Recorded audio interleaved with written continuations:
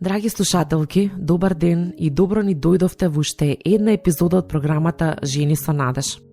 Ако сте со нас денес за прв пат, се радуваме што избравте да не слушате. А ако веќе редовно ги следите нашите епизоди, драго ни е што сте со нас и денес. Ке се потрудиме да ве заинтересираме за уште многу идни теми. Еве, добри дојде од мене. Како што рече Нина на почетокот, многу ни е драго што сте со нас. Овие наши епизоди станаа место за разгледување на различни теми, па така ќе биде и денес. Целта е да ве охрабриме, да ве информираме за некоја тема, да ве подсетиме на тоа дека сте скапоцени, сакани и вредни во Божите очи, а тоа е секако најважно. Денес повторно ќе се позанимаваме со една тема која за жал е толку присутна на секаде околу нас. Ќе разговараме за разводот. Не ни е нова или непозната тема, но секако е потребно да ја разгледаме малку подетално, како од правен и психолошки аспект, така и од аспект на Светото писмо. Разводот дефинитивно не е нова тема. Не е секогаш пријатно да се зборува на оваа тема, но со оглед на тоа што е се присутна, сметаме дека може да биде многу корисно да разговараме отворено и детално, пред се од аспект на жените, бидејќи ова е подкаст посветен најпрво на жените. Јас околу себе имам доста луѓе кои имале искуство со развод. Можам да ти кажам дека искуствата се многу различни во секој поглед. Некои луѓе рационално му пристапуваат на разводот како на нешто што во дадениот момент е најдобра опција, а за некои тоа е стрес од кој никогаш не се опоравуваат. Не знам ни самата што да мислам за ова. Секако денес ќе ми биде корисно да слушнам нешто повеќе. Можеби самата ќе можам да разрешам некои недоумици. И јас исто така имам различни искуства во своето обкружување. Верувам дека е многу тешко да се коментира објективно кога ги немаме сите информации. Исто така, во нашите и тугите чевли, секако не може да биде исто. Често пати се фаќам себе си како коментирам некои ситуации од своја гледиште и си мислам. Јас тоа никогаш не би го направила така. Но, кога подобро ќе размислам, јас и не знам каква била на вистина ситуацијата на тие луѓе и што се случило за нивните 4 зида.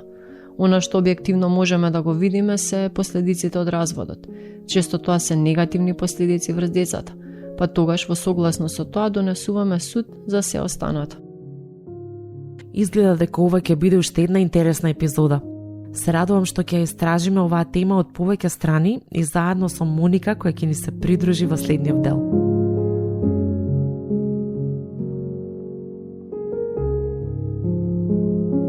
Моника, добри дојде од нас. Ајде да тргнеме од самиот почеток, како и секогаш, од дефинирање на самиот поим. Како правно се дефинира разводот? Добро ве најдов. Се радувам на нашите разговори и новите теми и верувам дека сте на корист и благослов за нашите слушателки. Развод, поедноставно кажано, е прекин на бракот додека и двајцата сопружници се живи.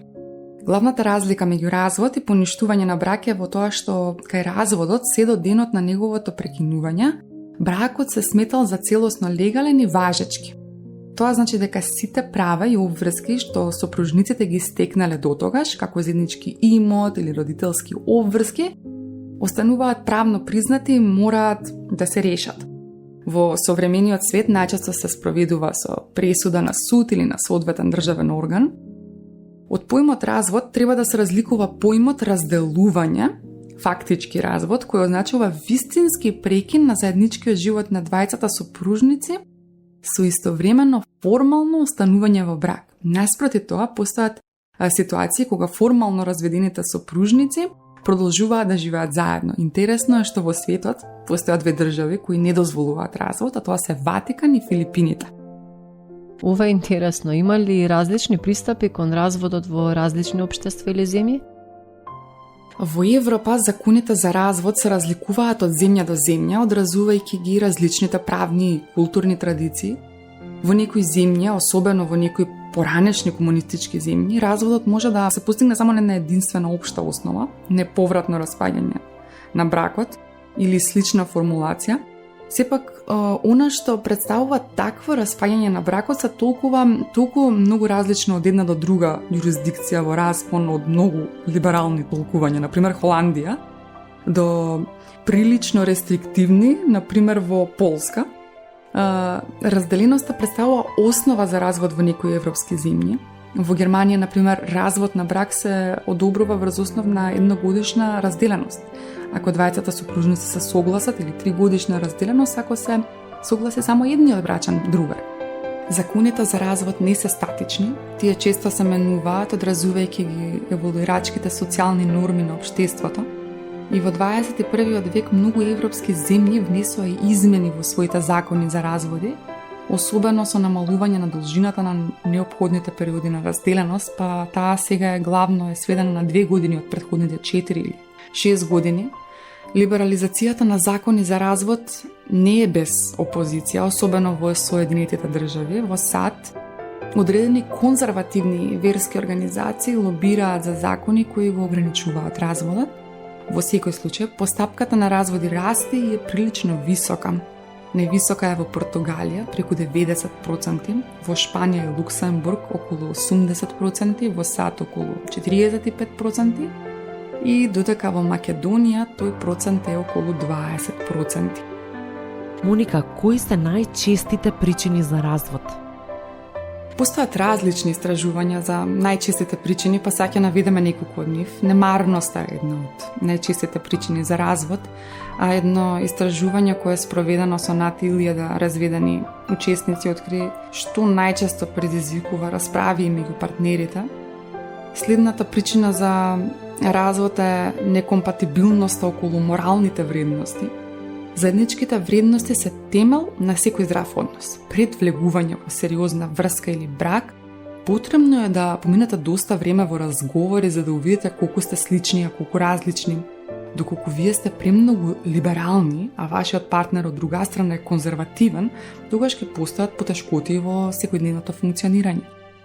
Една од причините може да биде и за основање брак во рана младост.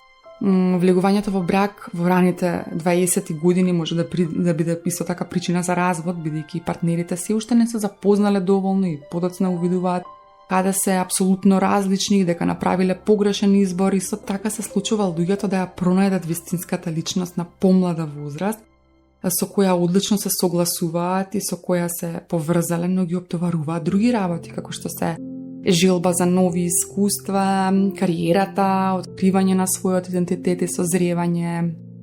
Една од најзначајните причини за развод е недостаток на интимност. Околу 30% од паровите изјавиле дека недостаток на интимност ги довело до развод.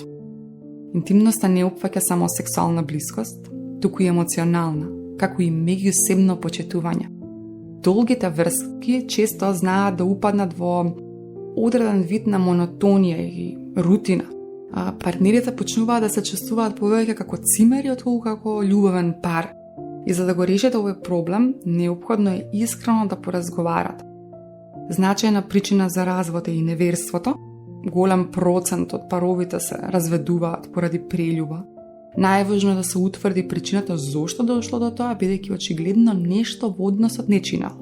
Измамата е само врвот на ледениот брег, меѓутоа има случаи каде што неверството настапува непланирано кај партнери кои се оддалечиле еден од друг, и во тој случај ако партнерот чувствува грижа на совест и ако измамената личност најде сила во себе да прости и да даде втора шанса, тогаш е можно да се обнови напукнатиот однос. Секако, тоа подразбира долг процес на изградба на нарушената доварба, целување на раните и емоционално поврзување.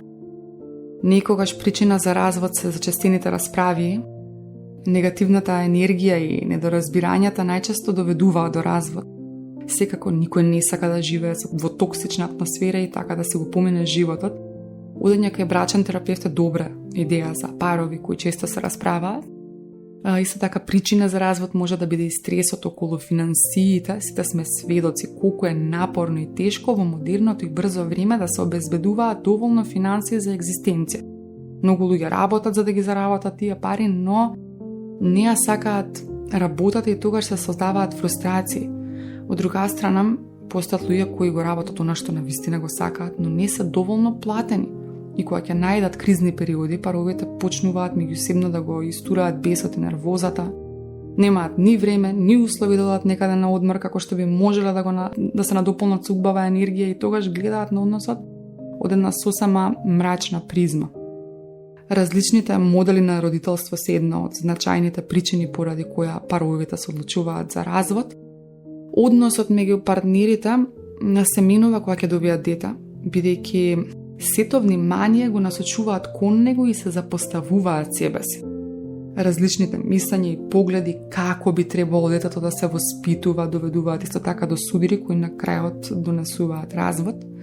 И значајна причина за развод може да биде и мешањето на родителите на партнерот. Ова е исто така една од причините зашто луѓето се разведуваат. Мешањето на родителите во партнерскиот живот може да предизвика доста проблеми и расправи, што се однесува до родителите на партнерот. Најдобро е да имате културен, но дистанциран однос со нив, затоа што на тој начин си обезбедувате мир на себе си. Уште една причина која ги доведува партнерите до развод е и непосветениот и рамнодушен однос меѓу партнерите. Тука емоционалната дистанца и избегнувањето на одговорноста е причина зашто паровите се разведуваат.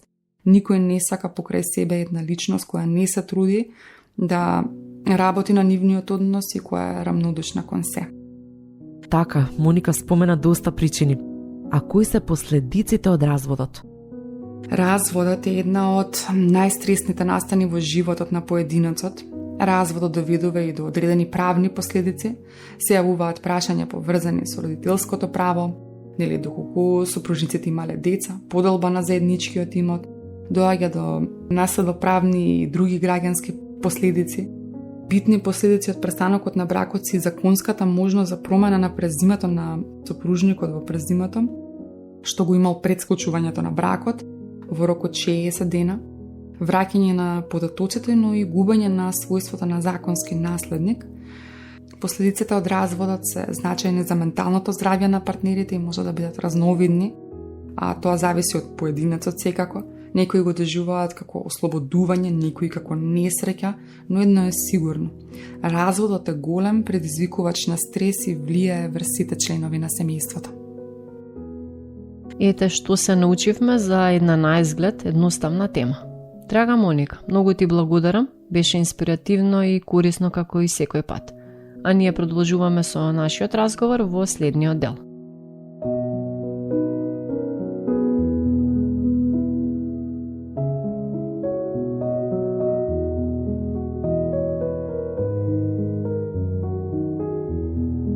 Драги слушателки, денес зборуваме за развод. Откако ги дефиниравме основните поими, сега разводот ќе го разгледаме и од аспект на Светото писмо. Според Светото писмо, бракот е сојуз помеѓу маж и жена и света животна обврска, така што тие веќе не се двајца, туку едно тело. Она, пак што Бог го составил, човек да не го разделува. Матеј 19 глава, 6 стих. Бог сваќа, меѓутоа, дека бидејќи браковите вклучуваат две грешни човечки суштества, ќе се случуваат разводи. Во Стариот Завет, тој поставил некои закони за да ги заштити моралот и правата на разведените, особено на жените. Второ Законие 24 глава од 1 до 4 стих. Исус истакна дека тие закони се дадени поради тврдокорноста на човечките срца, а не затоа што таквите закони биле Божја желба.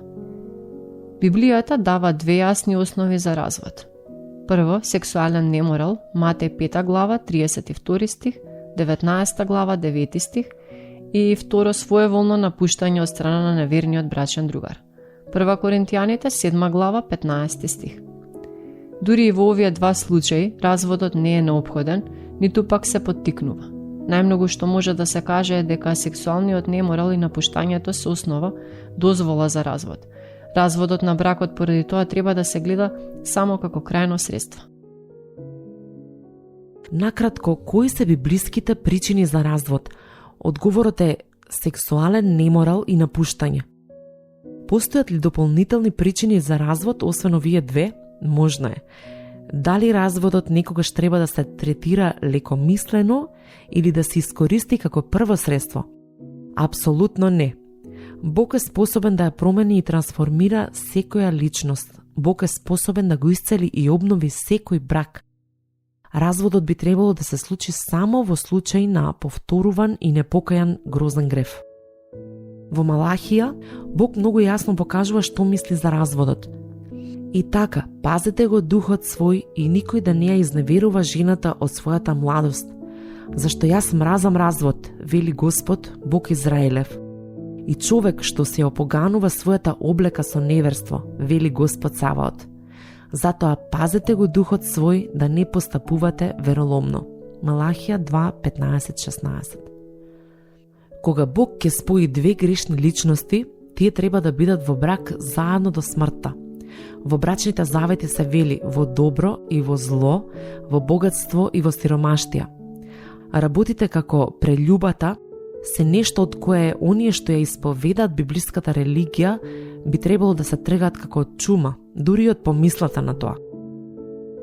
Нена, дали знаеш дека стапката на разводи меѓу оние кои се нарекуваат христијани е речиси исто толку висока како и стапката на разводи меѓу неверниците? Тоа е многу лошо сведоштво за светот околу нас. Разводот не треба да биде опција за христијаните, или барем не лесна и прва опција. Бог го мрази разводот од која било причина. Но секако, не можеме да замислиме дека Божја желба би била сопругата да остане со маж кој физички ја малтретира неа или нивните деца. Во таков случај, сопругата дефинитивно би требало да се одвои себе си и децата од мажот насилник.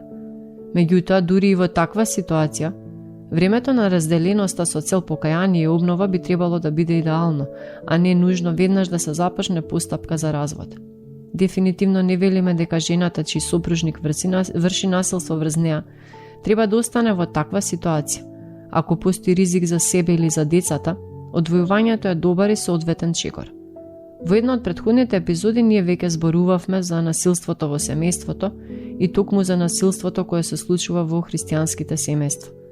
Покрај насилството во семејството, тука можат да бидат и други причини како што се злоупотреба на деца, зависност од порнографија, употреба на дрога, алкохол, криминал, затвор и лошо управување со финансиите како зависност од коцкање.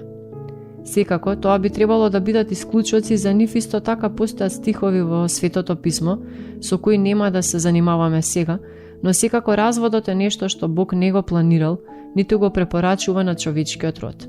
Ајде сега да се помолиме. Господе Боже наш, Ти благодариме што не создаде и се однапред си предвидел за нас. Опрости ни што го правиме она што не го сакаш, што некогаш бараме оправдување за нашите гревови, наместо да дојдеме кај Тебе. Да замолиме за прошка и да ја побараме Твојата помош за решавање на проблемите кои не снашле или самите сме ги иницирале. Ти благодариме што си Ти тука и што се правиш добро. Во името на Исус Христос. Амин.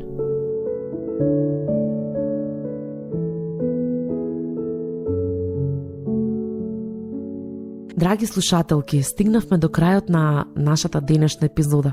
Ви благодариме за времето што го одвоивте за дружење со нас. Следете не на социјалните мрежи Facebook и Instagram под името Жени со надеж или пишете ни на имејлот zenisonades@gmail.com. Би сакале да го слушнеме вашето сведоштво или некоја ваша потреба за молитва, а ние ве поздравуваме и ви посакуваме Божи благослови.